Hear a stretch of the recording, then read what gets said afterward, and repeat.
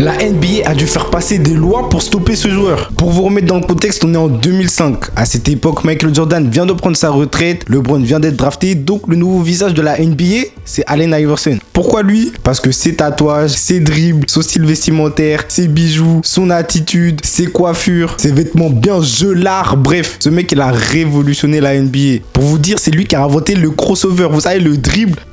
Tu casses les hommes. Le crossover, c'est lui qui a inventé. Pareil pour les sleeves. C'est lui qui a ramené ça en NBA. Avant, les joueurs, ils n'avaient pas les sleeves, les manches, tout ça, les bandeaux. Bref, vous avez capté le personnage. En 2005, tout le monde voulait ressembler à Allen Iverson. Même le GOAT, LeBron James, qui venait d'arriver dans la ligue à cette époque. Le problème avec Iverson, c'est que son image, elle était très assimilée aux gangs arabes des années 2000. Vous savez, les rappeurs comme 50 Cent, The Game, Jeezy, Lil Wayne, bref, vous avez capté. Et son image, elle plaisait pas du tout à l'ancien boss de la NBA, David Stern. Du coup, il a fait quoi? Il a mis en place un dress code. Un dress code que tous les joueurs de A à Z devront appliquer. Interdiction des bijoux, interdiction des vêtements gelards, interdiction des tatouages et costumes obligatoire. Bon, faut pas être le plus gros des génies pour comprendre que c'était un dress code anti-Allen Iverson. Et on sait tous que toutes ces règles ont été appliquées car David Stern refusait que Allen Iverson soit le nouveau visage de la NBA. C'est pour ça que LeBron James a d'ailleurs été très médiatisé, surmédiatisé même dès ses débuts en NBA car David Stern voulait un nouveau visage pour sa ligue. Et ça on le voit car dès que LeBron James est devenu le joueur le plus populaire, le dress code, les règles, tout ça, elles ont complètement été abandonnées et les joueurs ont eu le droit de s'habiller comme ils le souhaitaient et on voit avec les dernières tenues de Russell Westbrook. C'était un sacré problème ça d'ailleurs. Bref,